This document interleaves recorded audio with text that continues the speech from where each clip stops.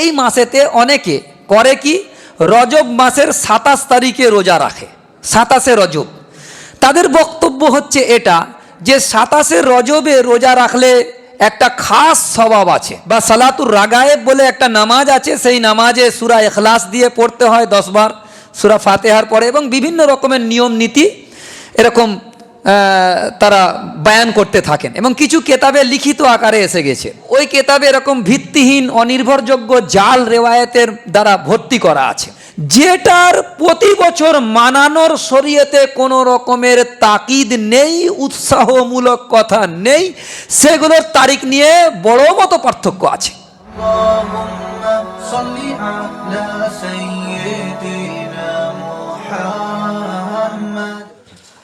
আলহামদুলিল্লাহ আলহামদুলিল্লাহ নাহমাদুহু ওয়া নুসাল্লি আলা রাসূলিহিল কারীম, আম্মা বাদ, ফাআউযু বিল্লাহি মিনাশ শাইতানির রাজীম, বিসমিল্লাহির রহমানির রহিম। ইন্না ইদ্দাতাশ শুহুরি ইনদাল্লাহি 12 শাহরান ফি কিতাবিল্লাহ ইয়াওমা খালাকাস সামাওয়াতি ওয়াল আরদা মিনহা আরবাআতুন হুরুম যালিকাদ দীনুল কাইয়্যিম ফালা তাজলিমু ফীহিন্না আনফুসাকুম ওয়াকাতিলুল মুশরিকিনা কাফাতান কামা ইউকাতিলুনাকুম কাফা ওয়া'লামু আন্নাল্লাহা মা'আল মুত্তাকিন। সাদাকাল্লাহুল আযীম। আজকে আমাদের আলোচ্য বিষয় খুব সংক্ষিপ্তভাবে আপনাদেরকে রজব মাসের ফজিলত সম্পর্কিত এবং কিছু আমল সম্পর্কিত কথা উপস্থাপন করা হবে, যাতে করে আমরা এই মাসের গুরুত্ব বুঝে নিজেদের আমলকে আরও বাড়িয়ে নিই এবং নেক আমলের মাত্রাকে খুব যত্ন সহকারে করতে থাকি। আসল উদ্দেশ্য এটা জানিয়ে দেওয়া। আর এই আয়াতের মধ্যে আল্লাহ পাক বলছেন, ইন্না ইদ্দাতাশ শুহুরি ইনদাল্লাহি 12 শাহরান, নিশ্চয়ই আল্লাহর বিধান এবং গণনায় মাস হচ্ছে আল্লাহর বিধান অনুযায়ী 12টি মাস। এই 12টি মাস কখন থেকে শুরু হয়? যখন আসমান আর জমিন তৈরি হয় তখন থেকেই 12টি মাস।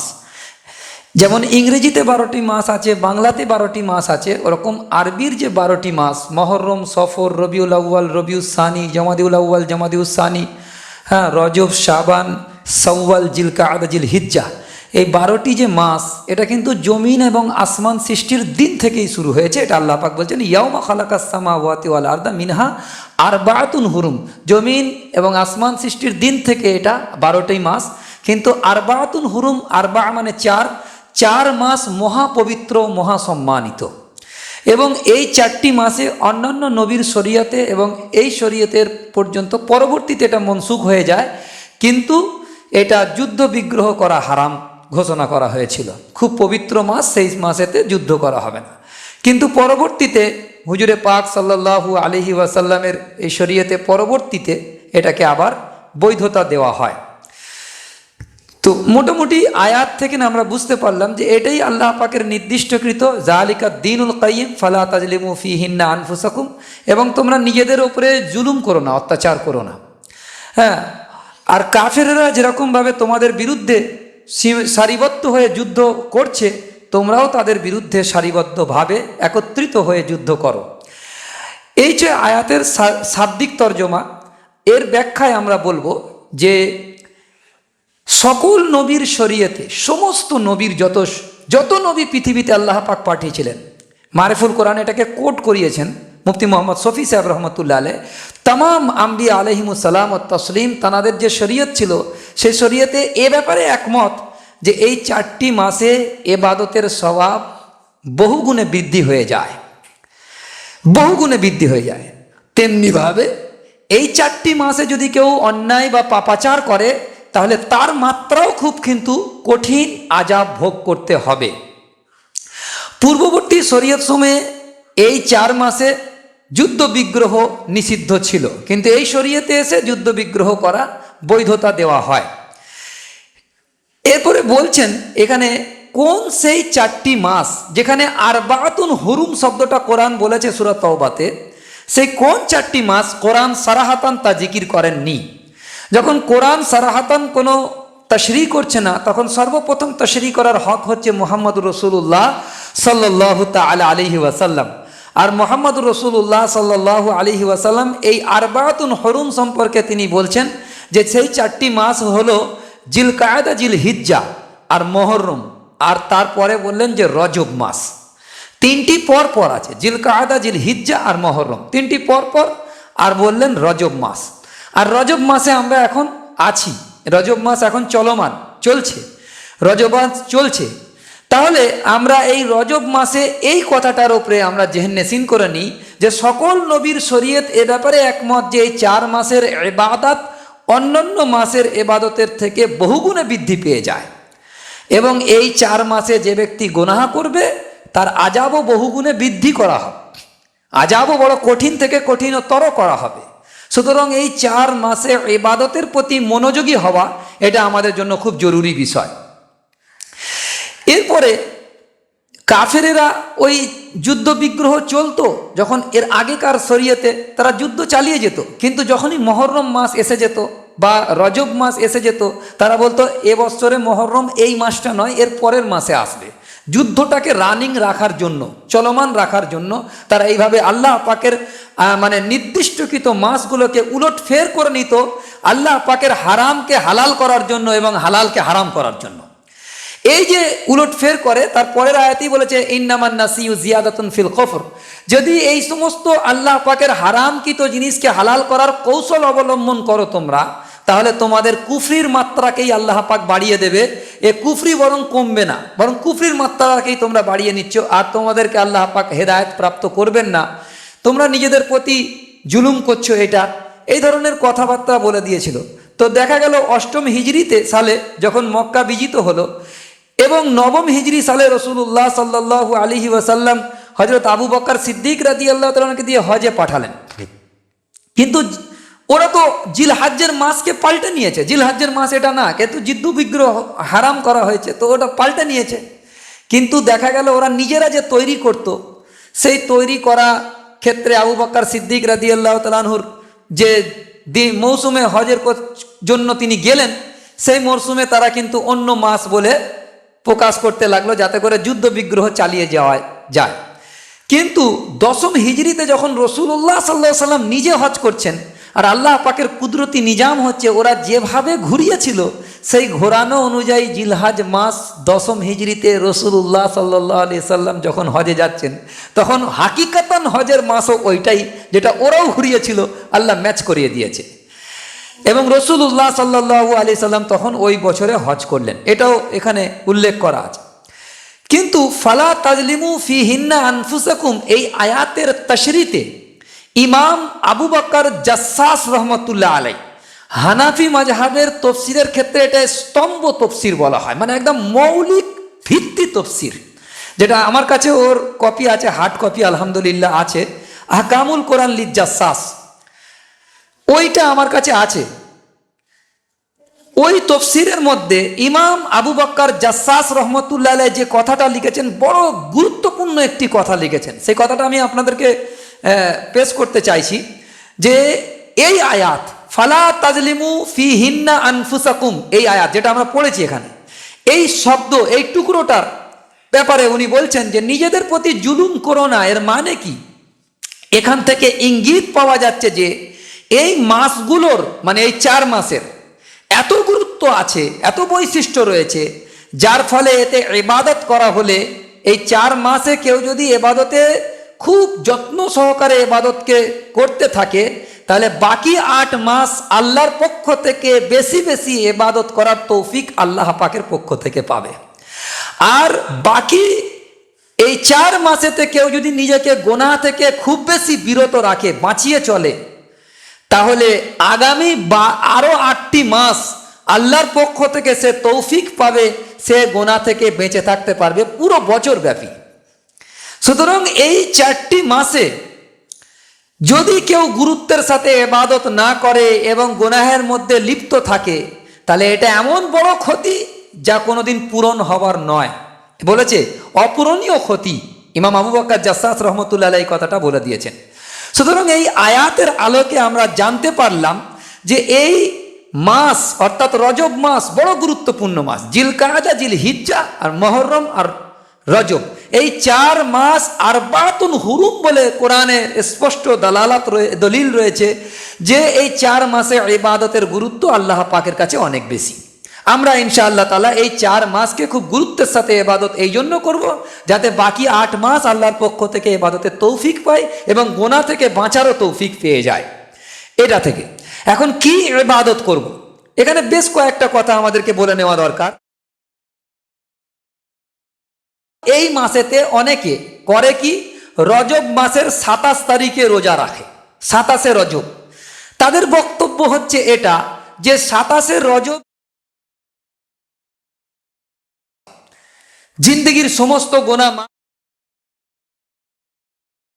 বা সালাতুর রাগায়েব বলে একটা নামাজ আছে, সেই নামাজে সূরা ইখলাস দিয়ে পড়তে হয় 10 বার, সূরা ফাতিহার পরে, এবং বিভিন্ন রকমের নিয়ম নীতি এরকম তারা বয়ান। ওই যে মকসুদুল মুমিনিন বলে একটা কিতাব বাংলা ভাষীদের, ওই কিতাবে এরকম ভিত্তিহীন অনির্ভর, তো তাতে আছে যে এই 27শে রজবের রাতেতে যেহেতু রাসূলুল্লাহ সাল্লাল্লাহু আলাইহি সাল্লামের মেরাজ হয়েছিল, সুতরাং এই রাতেতে ইবাদতের খাস ফজিলত সম্পর্কিত সবাব হাদিস পাক থেকে আছে বলে ওর হাদিসও পেশ করেছেন ওনারা। কিন্তু মুহাদ্দিসিন এবং মুহাক্কিকিনদের নজদিক ওই হাদিস গ্রহণযোগ্য নয় এবং জাল হাদিস, এটা ভালো করে নিয়ে নি। তো এই জন্য এই রাতের খাস কোনো নামাজ নেই। সর্বপ্রথম হচ্ছে রাসূলুল্লাহ সাল্লাল্লাহু আলাইহি ওয়াসাল্লামের মেরাজ হয়েছিল কিনা। হ্যাঁ, মেরাজ হয়েছিল, এতে উম্মতের সমস্ত মুসলিম উম্মতে মুসলিমা ইজমা হয়ে গেছে যে মেরাজ হয়েছিল। আর এর দলিল কি? দলিল হচ্ছে কোরআন শরীফের 15 পারাতে আছে, সুবহানাল্লাযী আসরা বিআবদিহি লাইলাম মিনাল মসজিদিল হারাম ইলাল মসজিদিল আকসা। এখানে মেরাজের স্পষ্ট দলিল যে রাসূলুল্লাহ সাল্লাল্লাহু আলাইহি ওয়াসাল্লামকে রাতের একটি অংশতে আল্লাহ পাক মেরাজ সফর করিয়েছিলেন, এটা দলিল এখান থেকে। সুতরাং কোরআনের আয়াত থেকে নাসে কাতঈ দ্বারা সাব্যস্ত যে রাসূলুল্লাহ সাল্লাল্লাহু আলাইহি ওয়াসাল্লাম মেরাজ হয়েছিল।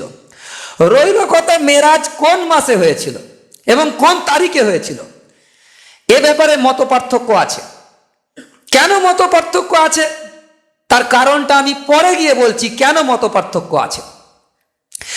পৃথিবীর উম্মতের ইজমা আছে যে এই মেরাজ হয়েছিল রাসূল করিম সাল্লাল্লাহু আলাইহি সাল্লাম মক্কা থেকে মদিনায় হিজরত করার আগে মেরাজ হয়েছিল। কেউ কেউ বলেছেন যে 1 বছর আগে, কেউ বলেছেন 8 মাস আগে, তাও মত পার্থক্য আছে কত মাস আগে। কিন্তু এ ব্যাপারে সকলেই একমত হয়েছেন। একটু বিতর্কিত কথা বলছি বলে একটু ধ্যান রাখবেন। সকলেই একমত হয়েছেন যে রাসূলুল্লাহ সাল্লাল্লাহু আলাইহি সাল্লামের মেরাজ হয়েছিল হিজরতের পূর্বে, আগে, মক্কা থেকে মদিনায় যাবার আগে। এইটা একমত হয়েছে। কিন্তু কত মাস আগে হয়েছিল, কত বছর আগে হয়েছিল, মত পার্থক্য আছে। এখন আপনি বুঝে নেন যে প্রতি বছরে ঈদুল ফিতর কত তারিখে হয় আরবি মাসের, কে বলবে কত তারিখে? শাওয়াল মাসের 1 তারিখে, শাওয়াল মাসের 1 তারিখে। বকরা ঈদ, ঈদুল আজহা কত তারিখে হয়? জিলহজ মাসের 10 তারিখে। আচ্ছা, শবে বরাত কত তারিখে হয়? শাবান মাসের 14 রাত, মানে 15তম রাত, এই রাতে হয়। এই যে দিনগুলো নির্দিষ্ট হয়ে আছে, মহরম 10ই মহরম 10 তারিখে, মহরম মাসের 10 তারিখে, যেগুলো দেখবেন দিন তারিখ নির্দিষ্ট হয়ে আছে, জানবেন প্রতি বছর সেই দিনকে কোনো অনুষ্ঠান হোক বা ফজিলতপূর্ণ রাত হোক বা ফজিলতপূর্ণ দিন হোক, এটাকে হার বছর প্রতি বছরে মানানো হয়। সেই যেটার প্রতি বছর মানানোর শরীয়তে কোনো রকমের তাকিদ নেই, উৎসাহমূলক কথা নেই। খুব ভালো করে বুঝবেন, মত পার্থক্যের কারণ হচ্ছে এটা। নবীজি সাল্লাল্লাহু আলাইহি ওয়াসাল্লাম মক্কা শরীফ থেকে মদিনায় হিজরত যখন করলেন, তার আগে তো ওনার মেরাজ হয়ে গিয়েছে। তারপরে মদিনাতে রাসূলুল্লাহ সাল্লাল্লাহু আলাইহি ওয়াসাল্লাম 10 বছর রাষ্ট্র পরিচালনা করলেন। তো 10 বছর নিজে রাষ্ট্রপতি হয়ে রাষ্ট্র পরিচালনা যখন করছেন, তো ক্ষমতা তো হুজুর পাক সাল্লাল্লাহু আলাইহি সাল্লামের হাতে ছিলেন। কিন্তু তথাপি যদি প্রতি বছর 27শে রজব রাসূলুল্লাহ সাল্লাল্লাহু আলাইহি সাল্লাম মানাতেন, তাহলে সাহাবীদের মধ্যে এই তারিখ সম্পর্কে কোনো মতপার্থক্য থাকার কথা ছিল কি? 10 বছর সময় পেয়েছে, এমন নয় যে মেরাজ থেকে এসেই হুজুর ইন্তেকাল হয়ে গিয়েছে, না। যদি মেরাজ থেকে এসেই হুজুর ইন্তেকাল হতো, 1 বছরের মধ্যে পরের বছরের রজব মাস আসার আগে ইন্তেকাল হয়ে যেত, তাহলে বলতেন যে হুজুর তো ইন্তেকাল হয়ে গিয়েছে, ওই জন্য হুজুর মানাননি। কিন্তু হুজুর 10 বছর মদিনায় কাটিয়েছেন, কিন্তু 10 বছরের মধ্যে কোনো একদিনও যদি মানাতেন তো সাহাবা একরাম রেদওয়ানুল্লাহ আলাইহিম আজমাইন ওই ব্যাপারে একমত হয়ে যেতেন যে হুজুর কোন দিন মানিয়েছেন রজবের মানে মেরাজের রাতকে উদযাপন করার জন্য, এবং বরকতপূর্ণ ফজিলতপূর্ণ রাত হিসেবে হুজুর যদি মানাতেন তাহলে তো স্পষ্ট হয়ে যেত, কোনো অসুবিধা হতো না। মত পার্থক্যের কারণ এটা। আমি তো মত পার্থক্য কোনো কেতাব থেকে ইবনে হাজার আসকালানি, আল্লামা ইবনে রজব হাম্বলি রহমতুল্লাহ লাতাইফুল মাআরিফ, ইবনে হাজার আসকালানি রহমতুল্লাহ আলাইহি ফাতুল বারিতে বিরাট লম্বা মত পার্থক্য তুলেছে, বিদায়া ওয়া নিহাতে লম্বা মত পার্থক্য তুলেছে, হাফিজ ইবনে কাসির রহমতুল্লাহ, পৃথিবীর মুহাক্কিকিনরা মত পার্থক্য করেছে। যদি মত পার্থক্য করার কারণেই আমরা বলতে পারি এই জিনিসটাকে মানানো হতো না হার বছরে, যেমন ঈদ মানানো হচ্ছে 2 ঈদ, তাতে কেন মত পার্থক্য নেই তারিখে, কেন প্রতি বছর মানানো হয় এবং খুব আনন্দ সহকারে উৎসব সহকারে মানানো হয়, সেরকম যদি হতো রজব মাসে তাহলে খুব বেশি আনন্দ ফুর্তি করা হতো বা ইবাদত করা হতো, কিছু একটা হতো, তার জন্য খাস ফজিলত সাহাবাদের থেকে বর্ণিত থাকতো। কিন্তু যেগুলো বর্ণিত আছে সেগুলো কোনো খাস না কোনো নামাজ আছে না খাস কোনো রোজার ফজিলত সাব্যস্ত আছে, যেগুলো আছে সবগুলোই জাল, সবগুলোই মৌজু রেওয়ায়েত। এবার রইল কি, তাহলে আপনারা কি করবেন? আপনারা নফল ইবাদতের মাত্রাকে বাড়াবেন, নফল নামাজ বেশি থেকে বেশি করুন, কোনো নির্দিষ্ট রাকাতে নির্দিষ্ট সূরা দিয়ে নির্দিষ্ট ফজিলত সম্পর্কিত কোনো বায়ান হাদিস পাকের মধ্যে নেই। এবারে ইবাদত করবেন, দোয়া কালাম পড়বেন, রোজা রাখবেন, যে কোনো দিন রোজা রাখতে পারেন, কিন্তু যদি 27 রজবের দিনে খাস করে রোজা রাখেন আর ওই দিনের খাস রোজার ফজিলত আছে বলে বিশ্বাস করে রাখেন, তাহলে রাখাটা অনুত্তম হবে এবং এটা বেদাতের একটা গন্ধ পাওয়া যাবে। সেই জন্য হযরত ওমর রাদিয়াল্লাহু তাআলা আনহুর জামানায়, তিনি যখন খলিফা ছিলেন, তখন হযরত ওমর ফারুক রাদিয়াল্লাহু তাআলার শাসন আমলে কিছু লোক 27 রজবে রোজা রাখা শুরু করে। হযরত ওমর রাদিয়াল্লাহু তাআলা আনহু এ কথা শুনে জোরপূর্বক তাদের রোজা ভেঙে দেন। এ ব্যাপারে হাদিসটার পুরো আরবি পাঠও এখানে আছে। তাবিঈ হযরত খারসা ইবনে হুর রহমাতুল্লাহ আলাইহি বলেন, আমি হযরত ওমর রাদিয়াল্লাহু তাআলা আনহুকে দেখেছি। তিনি দেখেছেন, একজন তাবিঈ বলছেন আমি ওমর রাদিয়াল্লাহু তাআলাকে দেখেছি, তিনি রজবের রোজাদারদের হাত ধরে খানা খাওয়াতেন এবং বলতেন রজব রজব আবার কি জিনিস, শোনো, রজব হলো ওই মাস যাকে জাহেলিয়াতের যুগে সম্মানিত মনে করা হতো, কিন্তু ইসলামে এসে তা রহিত হয়ে যায়। এটা মুজামুল আওসাত এবং কানজুল উম্মাল এবং মা সাবাতা বিসুন্নাহ, মা সাবাতা বিসুন্নাহ আমার কাছে আছে, আব্দুল হক মুহাদ্দিস দেহলভী রহমতুল্লাহ আলাইহি লেখা, এটাও আমার কাছে আছে মূল কেতাবটা। তো এখান থেকে পরিষ্কার হয়ে যাচ্ছে যে এর কোনো খাস ফজিলত নেই, কারণ জাহিলিয়াতের জামানায় এতে একটা মানে জবাই করা হতো, পশু জবাই করা হতো এবং সেটাকে তারা খুব মানে গুরুত্বের সাথে, যেটাকে আতিরা বলা হয়, এবং কিছু হাদিস পাকের মধ্যে সহিহ সনদের সাথে এসেছে যে এটা জবাই করতেন তারা। কিন্তু পরবর্তীতে রাসূলুল্লাহ সাল্লাল্লাহু আলাইহি সাল্লামের সাহাবা একরাম থেকে আরো সহিহ সনদের সাথে এসেছে এবং তার ফয়সালা লিখে দিয়েছে ওলামা একরামরা যে না, রজব মাসে খাস কোনো জবাই করা, পশু জবাই করার খাস কোনো ফজিলত বর্ণিত বা যেটা আছে সেটা নেই। এইভাবে বিস্তারিত আছে কথা, এগুলো আমরা জেনে রাখবো। তারপরে কথা হচ্ছে যে কি ইবাদত করব, যে এখন ধরুন আমাদের এখন আর্থিক সমস্যার সম্মুখীন হচ্ছি। এ ব্যাপারে আমার হাতে রয়েছে মাদারিজুন নবুওয়াত কেতাব, আল্লামা আব্দুল হক মুহাদ্দিস দেহলভী রহমাতুল্লাহ আলাইহি লেখা।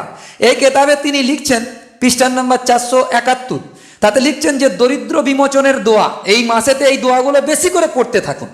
তাহলে কি হবে, আপনারা এই মাসের যেহেতু গুরুত্ব বুঝলেন, তাহলে এই দোয়াগুলো আমরা এই মাসে করব এবং অন্যান্য মাসেতেও করব, সারা বছরই করতে পারি। দোয়াটা কি, হযরত ইবনে ওমর রাদিয়াল্লাহু তাআলা বলছেন, একদা এক ব্যক্তি রাসূলুল্লাহ সাল্লাল্লাহু আলাইহি সাল্লামের নিকট আসিয়া বললেন যে ইয়া রাসূলুল্লাহ, দুনিয়া আমার প্রতি বিমুখ হয়ে গেছে, মানে আমার দুনিয়া বিমুখ হয়ে গেছে, দুনিয়া আমি পাচ্ছি না, তো মাল দৌলত পাচ্ছি না।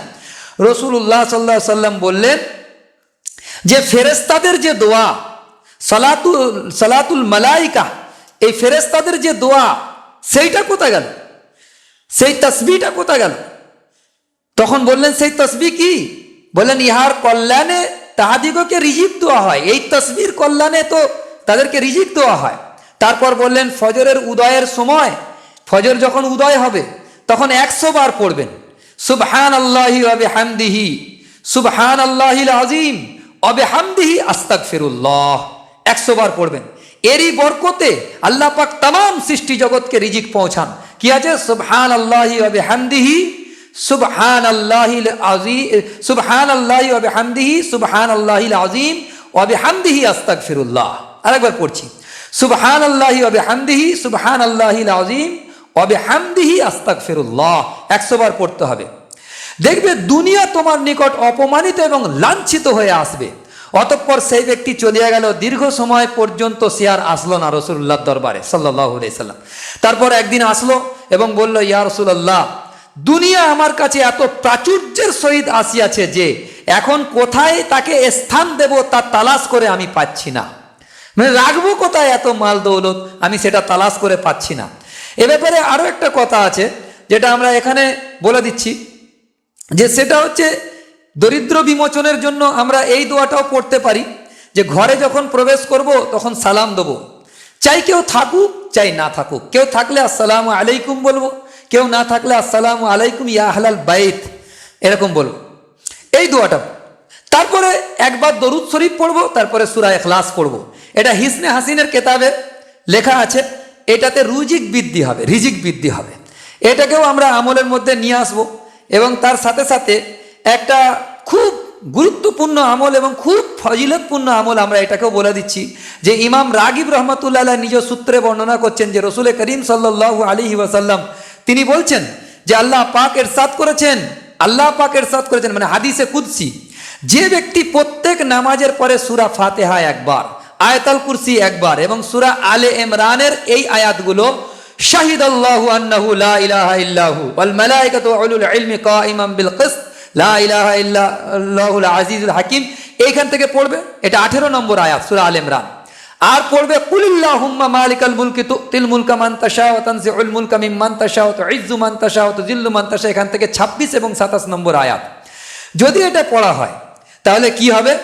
বলছে যে এই আয়াত তেলাওয়াতকারীকে জান্নাতে একটা ঘর বানিয়ে দেবে এবং হাজিরাতুল কুদসে তার জায়গা নির্ধারণ করে দেব এবং 70 বার তার দিকে রহমতের দৃষ্টিতে তাকাবো আর 70টি প্রয়োজন তার পূর্ণ করা হবে এবং সকল হিংসুক ও দুশ্মন থেকে তাকে আশ্রয় দান করা হবে এবং তাদের উপরে তাকে বিজয় দান করা হবে, শত্রুর উপরে তাকে বিজয় দান করা হবে। এতগুলো ফজিলত একসাথে সূরা আলে ইমরানের 18 নম্বর আয়াত আর 26 আর 27 নম্বর আয়াত, এই আয়াতটা আমরা প্রত্যেক নামাজের পরে পড়বো ইনশাআল্লাহ।